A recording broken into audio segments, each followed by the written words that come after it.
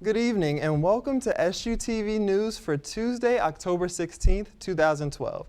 I'm Stephen Graves.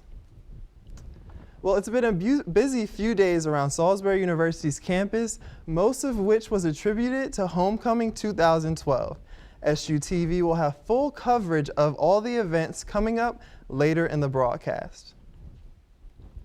But first, we focus on a pressing issue facing SU students like you, which will come up on the ballot as you head to the polls in November. SUTV News' Eli Motlin has the story on question 6. Steve, tonight we went to the PACE Forum held in the Wicomico Room at GUC. Tensions did get a bit high. The discussion got tense, but I think at the end students really did get a better idea of the two sides on question 6. Mayor Ireton, can you tell us why it's so important that citizens vote yes on question 6? Well, there are really three things. One is values. The values of equality and fairness, the values of family. You're going to create so many more families in Maryland, which is exactly what social conservatives want, or family values. You're going to create more of them here in the state, and I'm excited about that. Again, it goes back to equal access to constitutional opportunities. This is what we should be doing. If one person is not free, then we are all not free, and I really believe in that at the bottom of my heart. I'm not opposed to gay marriage because I think no gay person can be a good parent for their child. I'm opposed to gay marriage because I think that marriage is the union of husband and wife because it represents an ideal that's important. Let me put it this way. If I'm right about marriage,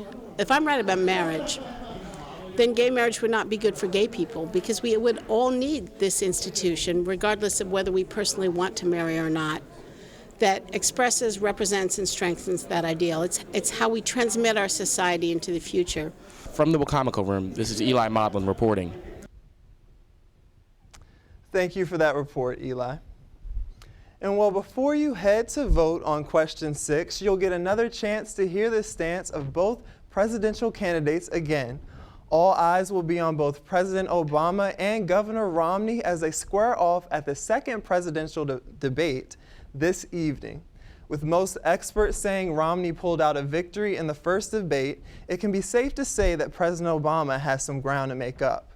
With this said, experts also say this debate may be more focused on style and poise, rather than facts and figures, which were repeatedly talked about last debate in November. And if you're looking for a fun and interactive way to view the debate, PACE will be holding a presidential debate viewing party. The club encourages students to congregate and view the debate, all while being able to respond to live polling questions via text messaging. The party starts at 9 p.m. in Fireside Lounge. Meanwhile, Salisbury University oozed with school spirit last week as Homecoming 2012 hit campus. There were exciting sporting games to view, as well as numerous events for students to participate in. Homecoming events kicked off with a rivalry between residence halls as they battled each other in an intense powder puff tournament on Holloway Hall lawn. All the halls gave it their best effort, but University Park came in on top, with Seagull Square taking second. Also, just across campus, the Untouchables Dancing Corporation held their annual Angle Showcase. Many clubs such as Wink, ASA's Shava Chauffé, and Alpha Phi Alpha Fraternity showed their dancing talents with the student body. And although some homecoming sporting events did not fare too well, most SU sports teams, like the football team, did. Erica Scrippa from SUTV Sports Night has the story. Here we are at Seagull Stadium for Salisbury University's Homecoming Game 2012 against Hartwick.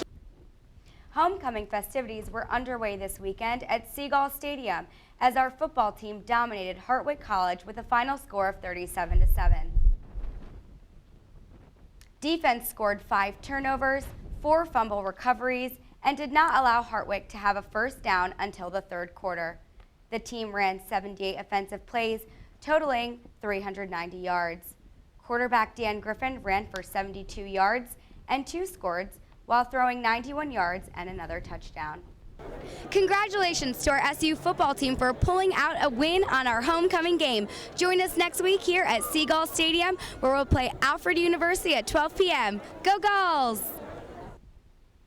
Make sure you join us Monday at 7 for SUTV Sports Night to hear all of the details from next Saturday's game home against Alfred University. Now back to Stephen. Thank you, Erica. And while sports teams were hashing it out on the field, a different type of competition was going on. The coveted spot of homecoming king and queen was announced during halftime at the football game. But before being crowned, the winners as well as their opponents had to go through some tough tasks at this year's homecoming pageant before it was all said and done. SUTV's Sierra Johnson has full coverage of the event. Hey, this is Sierra reporting live from the 2012 Homecoming Pageant. Everything's about to start. Everybody's looking very excited. This year we have 4 guys and 5 girls running, so we're excited to see which talents they'll all display. And at the end, a homecoming king and queen will be announced, so stay tuned and enjoy the show. Part of the pageant was when Shanita and Vlad did their talent portion, and they got the crowd hyped and everything. I like the music selections. It was good. My favorite part was when Ricky sung. Oh my God, I did not know he could sing like that. It was really, really cool. I definitely think everybody did their best. I think everybody put their heart into it, especially the girl who did her dance selection. I felt like that she put her heart and soul into it. I think the energy was definitely there. Like, it was just so, like, you know, they was surprising you with things. It was, I don't know, what's the right word? Like, they just kept you, like, on your toes. On your toes, like, wanting more and stuff. So the energy was definitely there. Favorite part has to be the question and answers, because they were very, very funny, especially when that one girl was like, she wanted to see Ben Franklin if he had to have a dinner with anyone, dead or alive. It was a lot of fun. I've been wanting to do this since freshman year. I was just too shy to. So I was like, senior year, now I go for it. I used to do color guard in high school. I did it for 1 year, so I was trying to think of something unique. So I was just like, hey, flags. And then I love the wobble, so I wanted something else in there, so just threw that in. I think it always could have went better. Like, you know what I mean? I think I did some things well, some things I could have did better on. Like, you know, there were some missed notes on my talent, but I think people said it went well. So I'm a harsh critic on myself, so that's how it is. But I felt good about it. It felt good the whole time. It was fun, really, mostly. So I asked my friends to come out and support. So I was happy that they did. It made me feel good and helped my confidence throughout the pageant and whatnot. So notably, my family, like, you know what I mean, my sister, parents, mom and dad came down from PG. I am nervous. I'm probably not going to get too much sleep tonight, you know what I mean? But I'm excited and nervous. So that's a big stage to get crowned or not crowned in front of, you know what I mean? So that's how I feel. I'm nervous and excited at the same time. So as you can see, it's some stiff competition. So make sure you tune into the football game, because that's where the homecoming king and queen will be crowned. So thank you, and we'll see you next year. This is Sierra signing off for SUTV News. Thank you, Sierra, for that report.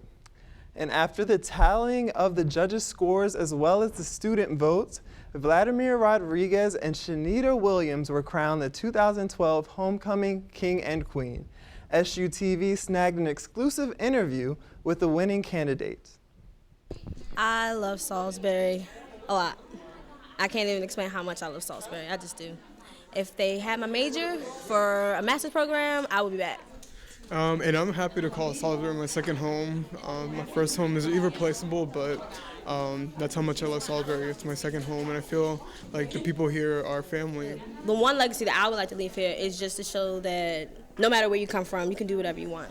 As you've seen, I'm all over campus. I'm an RA, I was in SGA, I'm in UAS, I'm in gospel choir, I'm a mentor in the community and in the campus. So I'll just say, you can do whatever you want to do. The sky's the limit. I concur with Shanita. Don't ever be afraid to show off your skills, show off the talents that you have. So the legacy that I would like to leave here at SU is to get involved and to make sure that you follow your dreams. You come here for an education, and make sure that you take advantage of all the different programs that we have here at SU. Once again, congratulations to Shanita and Vlad for their homecoming win. You make both Salisbury University very proud.